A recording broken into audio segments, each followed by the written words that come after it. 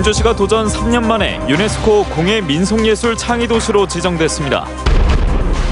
국가사적으로 지정된 하만 가야리 유적에서 판축 기법으로 성을 쌓아올린 흔적이 발견됐습니다. 가야 문화권에선 처음입니다.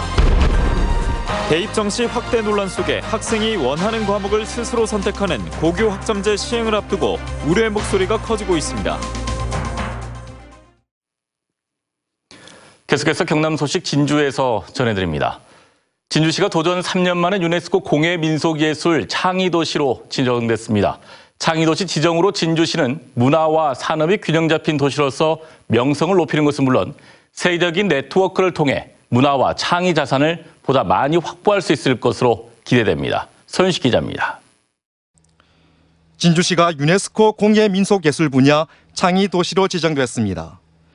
진주 오강대의 덧배기춤 등 민속예술의 전승과 보급, 시민을 대상으로 한 문화예술 참여 프로그램 확대와 국제학술행사 개최 등 지난 3년여의 노력이 거둔 결실입니다. 진주의 민속예술, 공예 이런 분야에 대한 문화유산을 개성, 발전을 시켜가지고 앞으로 후손들에게 물려줄 체계를 확실하게 정립을 한 것이 되겠습니다. 유네스코는 지난 2004년부터 문학과 음악, 민속공예, 디자인, 영화, 미디어, 음식 등 7개 분야에서 뛰어난 창의성으로 인류 문화 발전에 기여한 세계 도시를 창의도시로 지정해왔습니다. 창의도시 네트워크에 가입한 세계 도시는 246곳. 진주시가 이번에 이름을 올리면서 국내에선 통영과 서울, 부산 등 10개 도시로 늘어났습니다. 이번 지정으로 진주시는 문화와 산업이 균형 잡힌 창의도시로서 자긍심과 명성을 높이게 됐습니다. 나아가 유네스코 창의도시 네트워크를 통해 문화와 창의 자산을 보다 많이 확보할 수 있을 것으로 기대됩니다. 내년 6월 개최 예정인 진주 전통공예 비엔날레는 세계적인 민속예술 공예 창의도시의 경험과 실천을 공유하는 플랫폼으로 자리매김합니다. 공예와 민속예술을 기반으로 한 문화산업 발전의 토대가 마련된 셈이다. 창의도시는 2년마다 재지정되는 만큼 시민의 문화예술 향유 확대와 전통예술의 산업화, 진주축제의 세계화라는 과제를 남겼습니다. 한편 진주시는 다음 달 7일 진주성 촉성로에서 유네스코 창의도시 지정을 기념하는 축하 행사를 가질 예정입니다. MBC 뉴스 서윤식입니다. 최근 아라가야 왕궁지로 추정되는 하만 가야리 유적이 국가사적으로 지정됐는데요. 이곳에서 가야 문화권에서는 처음으로 드러난 판축 기법으로 성을 쌓아올린 흔적이 발견됐습니다. 서창호 기자가 현장 다녀왔습니다. 하만 마리산 고분군에서 1km 남짓 떨어진 가야리 유적 발굴 조사 현장. 높이 8.5m, 폭 20m 규모의 토성이 모습을 드러냈습니다. 전문가들은 5세기 말에서 6세기 초에 조성된 것으로 보고 있습니다. 지난해 4월 국립가야문화재연구소는 이곳에서 목탄 흔적이 발견된 점을 미뤄 성벽이 존재했을 가능성에 무게를 두고 발굴 조사를 벌여왔습니다. 주목할 점은 흙으로 성벽을 축조하는 과정에서 나무 기둥과 판을 만들어 그 안에 흙을 단단히 다지고 한 층씩 쌓아올리는 이른바 판축 기법을 썼다는 것. 가야 문화권에서는 처음 확인된 겁니다. 이 정도의 이 토성을 수축하기 위해서 많은 인력들을 동원을 하는 그런 강력한 지배 계층이 존재했다라는 그런 유적입니다. 목조 구조물 가운데 7-80cm 간격으로 일정하게 놓여진 횡장목의 노출 흔적은 성을 치밀하게 쌓기 위한 방식이라는 걸 보여줍니다. 보시는 것처럼 도구를 이용해 흙을 다진 흔적과 성토 방법이 차이나는 지점을 보여주는 축조 구분선은 또 다른 판촉 기법의 단면을 엿볼 수 있습니다. 특히 유적지에서 철도끼와 화살촉 같은 군사 유물이 나오고 있다는 점도 눈에 띕니다. 건물지에서 아마 조금은 다르지만은 이런 군사적인 성격의 유물들이 많이 출토되었기 때문에 내부에 왕궁이 있고 외부 쪽으로는 이런 군사적인 보호 시설물들이 있었지 않을까. 아직 왕궁을 둘러싼 구체적인 시설과 규모 등이 나오기까진 시간이 더 필요한 상황. 이런 가운데 최근 가야리 유적이 국가사적으로 지정되면서 조사를 해야 할 토지의 매입이 원활해진 만큼 관련 연구도 더욱 탄력을 받을 것으로 보입니다. MBC 뉴스 서창호입니다. 경상남도가 도내 3만 8천여 필지에 대해 지난 7월 1일 기준 개별 공시지가를 오늘 결정 공시했습니다.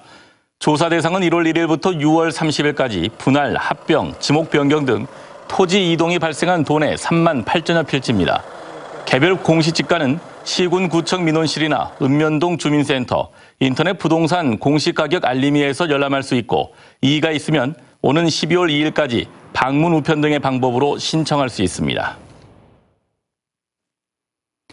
경상대학교가 오늘 경남과학기술대학교와의 통합 기본 계획안에 대해 대학 모든 구성원을 대상으로 제1차 공개 토론회를 가졌습니다.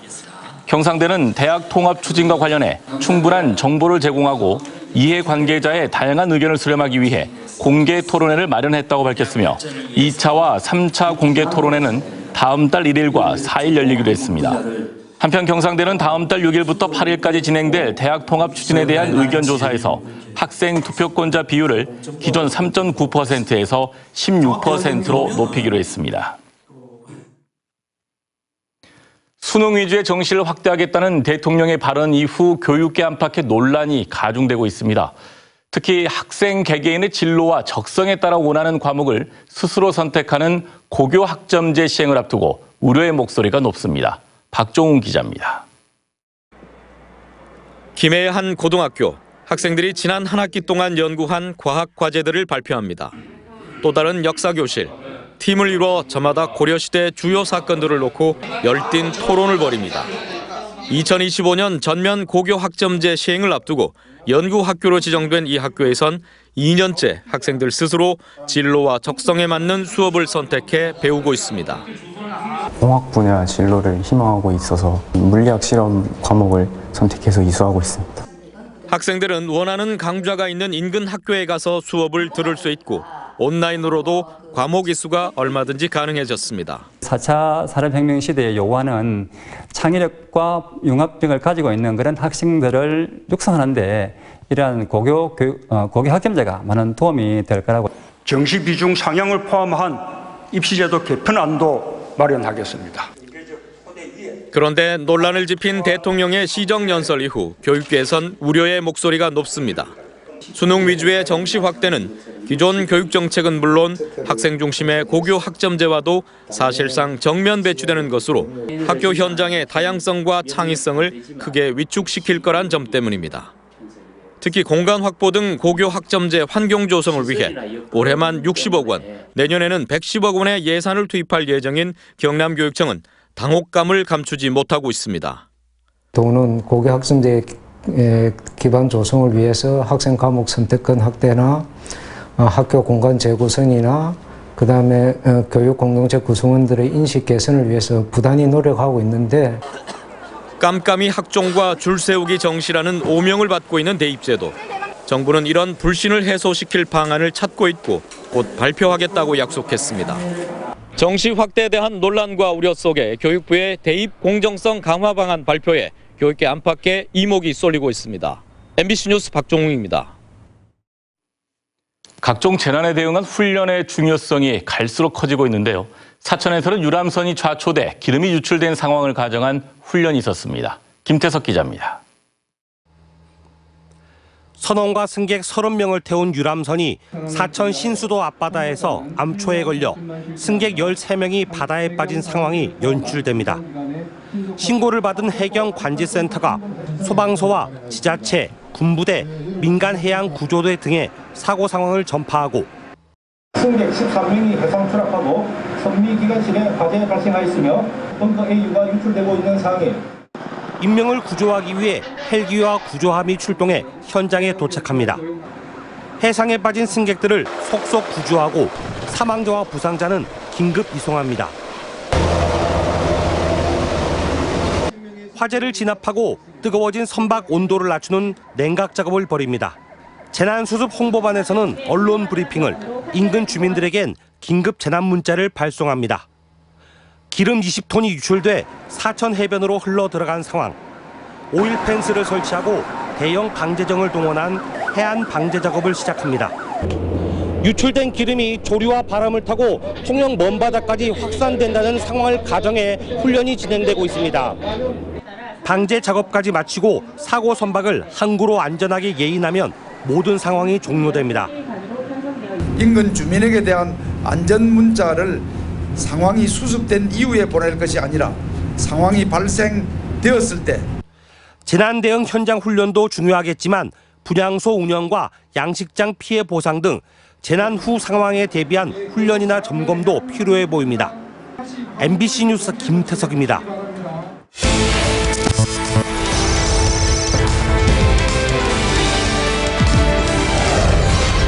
현장을 기록하겠습니다. 다음 소식입니다. 한려해상 국립공원 사무소가 가을철 자연자원 보호와 안전사고 예방을 위해 다음 달 말까지 비법정 탐방로 출입과 음주 산행 등을 집중 단속합니다. 국립공원 사무소는 최근 산악회와 동호회, 개인 블로그, SNS 등에서 국립공원 출입금지 구역에 대한 사진과 정보 등이 공유되고 있으며 불법 행위가 늘어난 것을 막기 위해 특별 단속팀을 운영한다고 밝혔습니다. 진주시 장애인 복지시설협회의 어울림 한마당 행사가 오늘 진주 문산체육관에서 열렸습니다. 진주 지역 장애인 복지시설 22곳의 이용자와 자원봉사자 등 800여 명이 참여하는 가운데 열린 이번 행사는 시설 장애인의 자립 의지를 높이고 장애인에 대한 사회적 인식을 개선하기 위해 마련됐습니다. 제23회 경남과학싹 잔치가 오늘 함양 고운체육관에서 함양 지역 초등학생과 교원들이 참여한 가운데 열렸습니다. 경남과학교육원이 마련한 경남과학싹 잔치는 첨단 과학을 경험하는 20개의 체험 부스와 사이언스 매직쇼 등 다채로운 프로그램으로 내일까지 진행됩니다. 산청군이 군민들의 결혼 비용 부담을 덜어주고 결혼 장려 분위기를 조성하기 위해 산청군 농협, 한방가족호텔과 결혼식장 사용료 면제 협약을 맺었다고 밝혔습니다. 이번 협약으로 신랑 신부 가운데 한 명만 산청 구민이면 사용료가 20만 원에서 50만 원가량인 산청군 농협과 한방가족호텔의 결혼식장을 무료로 사용할 수 있습니다. 남해군 남해의 회나무 아랫길에 조성된 청년상인 점포가 개점식을 열고 본격적인 영업을 시작했습니다. 청년상인 점포는 도비와 군비 4억 원의 지원을 받아 중국 전병 카페와 공방, 일식집과 수제 맥주, 마카롱 디저트점 등 5개 가게가 입점했습니다. 남해군은 도심의 빈집 문제 해결과 청년 일자리 창출 등으로 구도심이 활성화될 것으로 기대하고 있습니다. 국립경상대 고문원 도서관이 문화재청에 공모한 훈증 소독 사업에 선정돼 고문원을 전문적으로 보존하고 관리하게 됐습니다. 경상대는 1억 2,900만 원 투입되는 이 사업에 공모해 전국 7곳 가운데 한 곳으로 선정됐으며 오늘부터 일주일 동안 수장고를 밀폐한 뒤 전문 약재를 투입해 고문원 속에 있는 해충을 완전히 박멸하게 됩니다. 현재 경상대는 3,249건의 고문원 지정 문화재와 5만여 점의 비지정 문화재를 소장하고 있습니다. 경상남도가 두 번째 조직 개편에 나섭니다. 이는 사회 혁신을 본격화하고 청년과 노인 문제 해결, 여성 권익과 가족 지원 기능을 강화하기 위한 것으로 기존 사회혁신 추진단과 함께 사회적 경제 추진단과 통합교육 추진단을 도지사 직속 기구로 바꿉니다. 청년 정책 발굴과 지원 등을 위해 확대 실시한 이 청년 정책 추진단과 기존 여성가족 정책관, 저출생 고령사회 정책관을 묶어 여성가족 청년국으로 격상하고 복지보건국의 노인복지과를 신설합니다. 조직 개편안은 다음 달 중 도의회에 제출해 368회 도의회 정례회에서 심의 의결되면 내년 1월 2일자로 시행됩니다. 경상남도가 대기오염 측정망을 내일부터 18개 시군 전역에서 운영합니다. 경상남도 보건환경연구원은 의령, 창녕, 산청, 합천 등 대기오염 측정망이 없던 지역도 대기오염 측정망을 설치하고 내일부터 정상 가동한다고 밝혔습니다. 이로써 도내 14개 시군 27곳이던 대기오염 측정망은 18개 시군 33곳으로 늘었습니다. 지금까지 진주였습니다. 고맙습니다.